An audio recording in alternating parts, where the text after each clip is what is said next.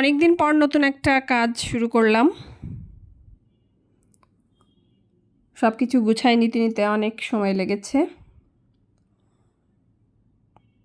তো শুরু করলাম। ইনশাল্লাহ এখন থেকে কন্টিনিউ করব। তো বরাবরই আমার আসলে আকাশ, সমুদ্র, প্রকৃতি এগুলো আঁকতে ভীষণ ভালো লাগে। এই কাজটাও সেরকমই একটা কাজ। এখানে আকাশ হবে, আকাশের সাথে মিশে গেছে সমুদ্র, তার সাথে কিছু মাটি, বন জঙ্গল এগুলো হবে। তো আমার আবার এই কালারটা খুবই পছন্দ, নীল কালার, যার কারণে আমার ওই আকাশ আর সমুদ্র এগুলো আঁকতেই বেশি ভালো লাগে। তো এটা একটা যেহেতু টিউটোরিয়াল ভিডিও, লং হবে, একটু ধৈর্য সহকারে দেখতে হবে। এখানে বেসিক কয়টা কালারই ব্যবহার করেছি, নীল, সাদা আর সবুজ, আর মাটির জন্য একটু গ্রে কালার। এই আর কি, এখন দেখতে পাচ্ছেন আমি সমুদ্রের ডিটেলিংটা করছি। আসলে এখানে কাজটা ফুল কমপ্লিট হয়নি, নেক্সট ভিডিওতে আর একটা ছোট্ট ভিডিও নিয়ে আসব এই কাজটার। তো এটা দেখতে পাচ্ছেন, এটা হচ্ছে সবুজ, ব্ল্যাকের সাথে একটু গ্রিন মিক্স করে এটা হয়েছে। এটা দিয়ে আমি পাহাড়ের যে অংশগুলো সেগুলো করছি। তো আকাশ, পাহাড়, সমুদ্র, মাটি এখানে সব মিলেমিশে যাবে।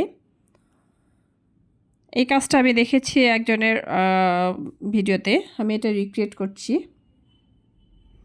তো বরাবরই ওনার কাজগুলো আমার খুব পছন্দ। তো এই ধরনের কাজগুলো তো আমার খুবই পছন্দ, তাই এটা করে ফেললাম। কাজটার 80% হয়ে গেছে প্রায়, একটু ডিটেলিং পার্টটা বাকি আছে। পাহাড়ের অংশটা আমি করে নিয়েছি। আসলে একটা থেকে আরেকটাতে আসার কারণ হচ্ছে কালারটা শুকিয়ে যাওয়ার পর আমি আবার সেখানে চলে যাই। তো আমি এখন মাটির কাজটা করছি। ভিডিওটিতে এখানে ফুল আসেনি, মাটির কাজটা আমার ক্যামেরা সেটিংয়ের কারণে। তো যাই হোক, অনেকটাই এসেছে।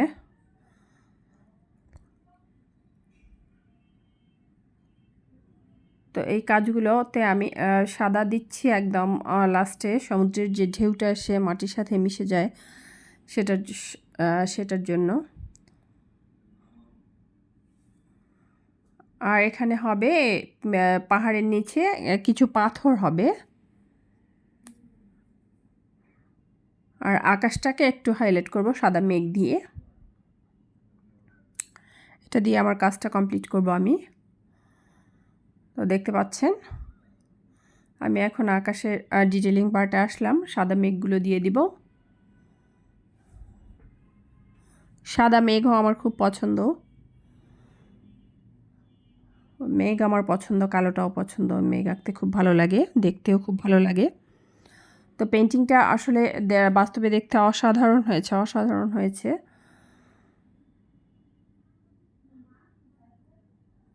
তো আকাশটা আমি এভাবেই শেষ করে দিলাম সাদা দিয়ে। এখন আমি এখানে পাথরের কাজটা করব।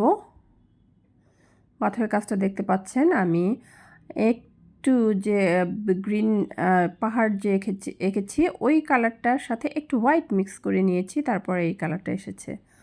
তো এটা দিয়ে আমি পাথরটা করে নিচ্ছি।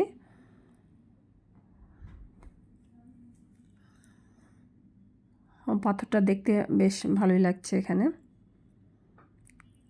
তবে লাস্টে আমার কাছে মনে হচ্ছে পাথরটাও মিশে গেছে, যার কারণে আমি লাস্টে একটু কয়েকটা পাথরে ব্ল্যাক কালার করে দিয়েছি।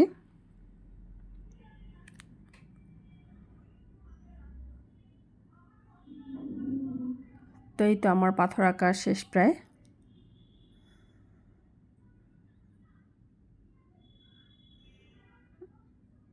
একটু ব্ল্যাক দেওয়ার পর পাথরটাকে একটু আর বেশি ভালো লাগছে এই জায়গাটায়।